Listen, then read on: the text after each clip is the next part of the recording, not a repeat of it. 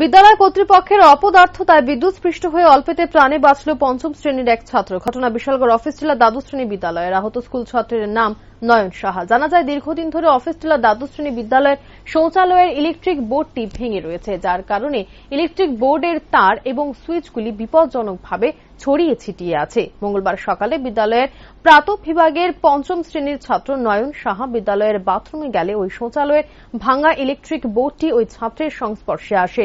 ভাগ্যক্রমে বিদ্যালয়ের অন্যান্য ছাত্রদের প্রচেষ্টায় প্রাণে বেঁচে যায় নয়ন, কিন্তু উক্ত ঘটনায় গুরুতর আহত হয়ে মাটিতে লুটিয়ে পড়ে শিশুটি। ঘটনার পর বিদ্যালয়ের শিক্ষক শিক্ষিকারা তাকে উদ্ধার করে বিশালগড় মহকুমা হাসপাতালে নিয়ে আসে। খবর দেওয়া হয় আহত স্কুল ছাত্র নয়নের পরিবারের লোকেদের। খবর পেয়ে তার পরিবারের লোকেরা ছুটে আসে বিশালগড় মহকুমা হাসপাতালে। বর্তমানে বিশালগড় মহকুমা হাসপাতালে চিকিৎসাধীন ওই ছাত্র।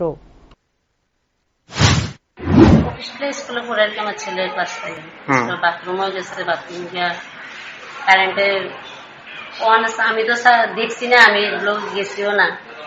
তারা যা কইছে আমার ছেলে বলে বাথরুমে কারেন্টে ধরছে। আমি কইছি যে কারেন্ট বাথরুমে তো কারেন্টের কোনো প্রয়োজন নেই, তাহলে এটা যে ভাঙ্গা তারা তো ঠিক করানোর প্রয়োজন আছে। মানে শর্ট সার্কিটের ফলে এরকম হয়েছে নাকি? কি নাম আপনার ছেলে? নয়ন সাহা। কোন স্কুলে, কোন ক্লাসে পড়ে? বাড়ি কোনখানে?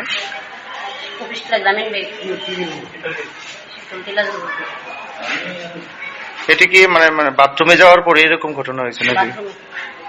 কি কইছে ডাক্তার?